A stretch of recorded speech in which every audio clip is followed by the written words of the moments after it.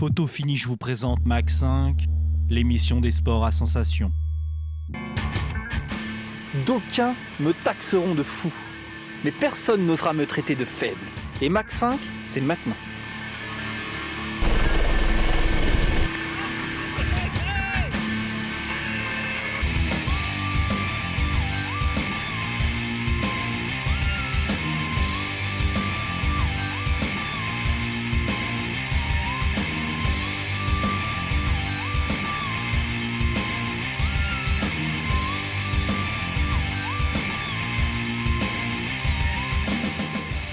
Direction les Alpes pour y rencontrer un jeune fou volant de 18 ans, Théo Deblic, adepte du parapente acrobatique. Il est le plus jeune pilote au monde à avoir passé le Infinity Tumbling, figure la plus dangereuse dans sa discipline. Il faut vous dire qu'il a commencé très jeune. Moi, mon père, il est devenu moniteur de parapente, je devais avoir 2 ans. Donc, vu que c'était sa passion, à 2 ans et demi, il m'a emmené en tandem. Donc, À 2 ans et demi ? Voilà. Donc avec mon père, j'avais une sellette spéciale que ma mère avait conçue et tout. Donc j'ai commencé à voler, on va dire, avec mon père à partir de 2 ans et demi. Et puis après, du coup, j'ai accompagné mon père régulièrement sur les atterrissages quand il travaillait. J'étais quasiment tout le temps avec lui. Donc j'ai passé, on va dire, de 3-4 ans à 10 ans sur un atterrissage quasiment tous les week-ends, toutes les vacances scolaires, quoi. Donc après...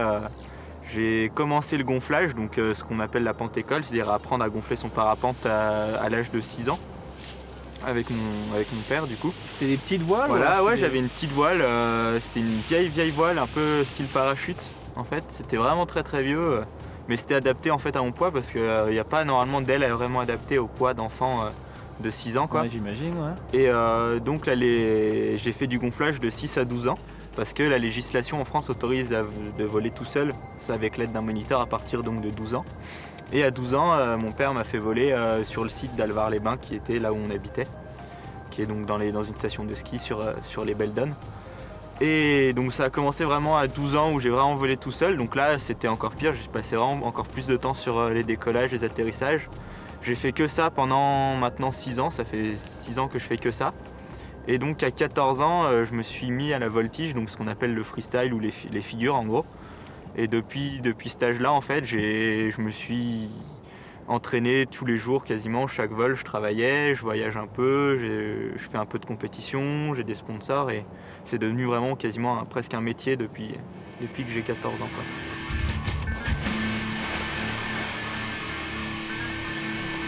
Théo est actuellement classé 5e en Coupe du Monde, 3e en championnat de France et 3e français sur le classement mondial.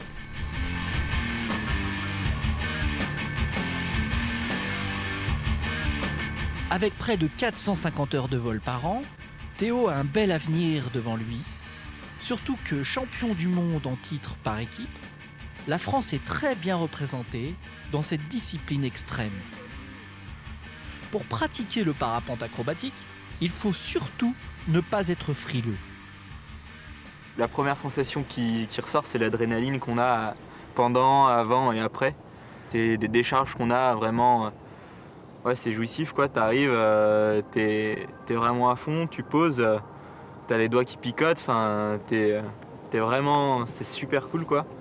Après, on a des sensations qui diffèrent en fonction des manœuvres aussi. On a des manœuvres où on peut prendre jusqu'à 8G. Ouais. Par exemple, par contre, c'est pas 8G en continu, c'est des décharges de 8G en instantané. Et donc dans ces manœuvres-là, on a des à-coups un petit peu. C'est vraiment des chocs. Par contre, ce qui est surtout intéressant, c'est que c'est des manœuvres où la voile elle tombe très vite autour de nous. Donc on a vraiment rien que de voir le paysage défiler en looping par exemple. C'est nous ce qu'on appelle ça le tumbling en fait, c'est le sens inverse du looping, c'est la voile qui passe par-dessous le pilote qui tourne autour de la voile si tu veux. Ouais. Donc la voile qui tourne autour du pilote, pardon. Ouais. Et en gros, là on voit vraiment le monde qui tourne autour, quoi. C'est vraiment ça. Il y a tout qui tourne autour et c'est visuel, c'est principalement visuel, quoi. À l'opposé, on a l'hélicoptère qui est dans le même sens que les pales d'un hélicoptère, d'où son nom. Et là, en fait, où les sensations, on se sent vraiment tourner sur soi-même, un peu comme une toupie. Et tu vois pareil le monde qui te tourne autour. Si tu te mets sur une balançoire et que tu te fais tourner sur la balançoire, c'est exactement pareil, sauf que c'est un petit peu plus technique. La Coupe Icare, c'est le plus gros événement qu'on a dans le vol libre au monde. Ouais. C'est un événement qui se passe donc ici à Saint-Hilaire-du-Touvet. C'est donc à proximité de Grenoble. C'est un événement qui rassemble presque 100 000 spectateurs à chaque fois en septembre, donc c'est le 3e week-end de septembre.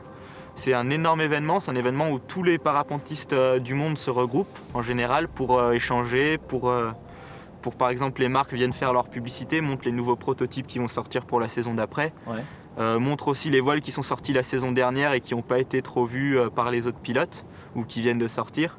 C'est un endroit aussi où on a ce qu'on appelle les déguisements, c'est-à-dire des pilotes qui viennent déguisés, qui décollent avec différents déguisements. On a vu des gens déguisés en dragon, il y a eu Avatar, il y a eu même quelqu'un qui a décollé avec une vieille 2 chevaux, juste la carrosserie d'une 2 chevaux. Donc voilà, on a aussi des démonstrations qui ont lieu au niveau du parapente, du paramoteur, du deltaplane. Moi je suis dans les démonstrations donc, de voltige, je fais les démonstrations de voltige tous les ans à la Coupe Icare.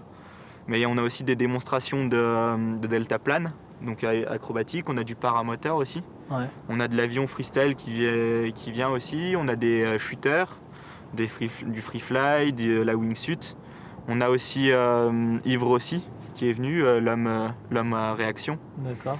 Donc c'est une démonstration, en fait c'est un grand festival du vol libre où il y a des milliers de personnes qui se réunissent pour juste parler du vol libre en gros. C'est la grand-messe du vol libre. Voilà, etc. c'est ça. Et il y a une compétition derrière ça? Non, c'est pas une compétition, Non, c'est juste une démonstration en fait. On vient tous ici pour le fun, sans anxiété pour le coup, parce que c'est vrai que là, moi dans mon cas, dans la voltige, quand on se retrouve, c'est lors des compétitions, donc c'est vrai qu'il y a un peu de tension toujours, il y a de la rivalité. Ouais. La Coupe Icare, c'est hors de ça, c'est en fin de saison déjà, tout est fini, toutes les compétitions. C'est juste de la démonstration, du show, c'est pour le public en fait, on fait découvrir au public notre activité. Et vu que c'est vraiment à la Coupe Icare qu'il est le plus nombreux, on est vraiment beaucoup à se retrouver pour essayer de faire la promotion de notre activité. L'occasion pour tous les adeptes de se rencontrer, d'échanger et de partager avec le public un moment privilégié avec certaines démonstrations vraiment spectaculaires. Du coup, durant cette coupe, tu as fait un saut en hélico, j'imagine que Voilà. ça doit être particulier.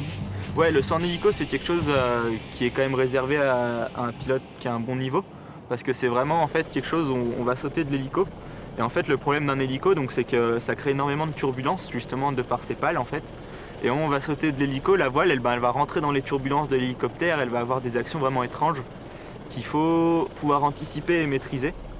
Donc en fait, on plie la voile dans un espèce de sac qu'on appelle un D-bag. Elle est pliée de manière à ce que quand on va sauter, donc les suspentes vont se déplier, on va tomber sur, en général on a 7 mètres de suspente, donc on va faire une chute de 7 mètres avant que la voile sorte de son sac et s'ouvre. Et donc le saut d'hélico, ça a vraiment énormément d'avantages.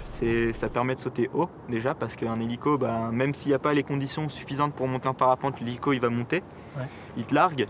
C'est vraiment un truc énorme au niveau adrénaline, parce que tu sautes d'un hélico, tu as les bruits des pales. Voilà, c'est super. Le public, il adore les sauts en hélico parce qu'en plus, des fois, ça se passe mal. Donc, le public, c'est un truc qui fait toujours marrer. Ah ouais, carrément. Donc, voilà, Ça finit bien peut-être. Ça finit toujours bien parce qu'on a justement des parachutes de secours donc, qui nous permettent, en cas de problème, de jeter un parachute. D'accord.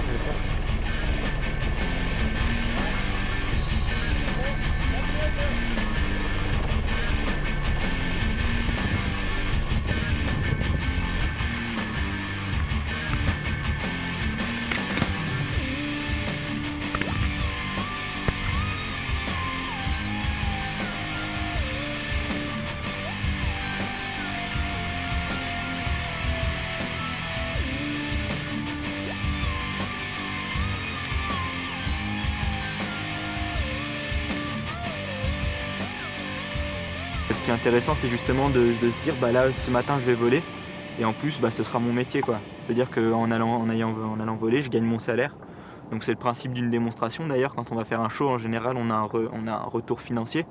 C'est le principe aussi de tout ce qui est... quand on fait des vidéos, nos sponsors nous remercient pour avoir fait des vidéos, par exemple, par un retour financier. Moi, personnellement, je travaille pour Icaro Paraglider, c'est une marque allemande. Et moi, je les aide dans la conception de la voile de voltige avec un autre pilote autrichien. Et là, de par cette aide et de par mes résultats en compétition, Icaro me remercie en me payant ma saison de Coupe du Monde, en me payant certains entraînements, en me payant quelques-uns de mes déplacements. C'est C'est que par le sponsoring qu'on peut réussir vraiment à vivre de la pratique de toute manière. Je fais des études à côté, donc si je suis pas en train de faire des études, je suis en train de voler. C'est tout le temps. Je me lève à 7h du mat pour aller voler, voire même 6h, 5h s'il faut. Je rentre tard le soir parce que je suis allé voler toute la journée. C'est vraiment le truc que je fais le plus dans ma vie, quoi. Ouais, mais tu vas avec passion, quoi. Ah Tu ouais, te je lèves suis avec bonheur, passionné, quoi. je me lève pour m'entraîner, ça me fait pas chier du tout. J'y vais parce que c'est fun, j'y vais parce que je m'éclate et j'y vais parce que vu que j'ai toujours fait ça, c'est le truc que je fais le mieux et c'est vraiment, vu que j'ai toujours fait ça, c'est le truc qui m'est le plus naturel, quoi. Si tu veux, je me lève, c'est même moins naturel que d'aller prendre le bus plutôt que de décoller d'un décollage de parapente, quoi. Ça se fait moins tout seul en tout cas. Auquel est tête brûlée, on se retrouve bientôt pour un nouveau défi. En attendant, n'oublie pas le site internet et les réseaux sociaux. Allez, on y va, on y va.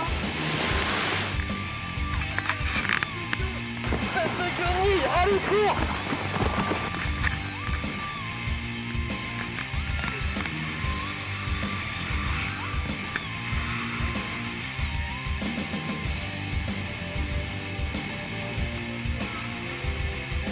Welcome to the sky. La boulette.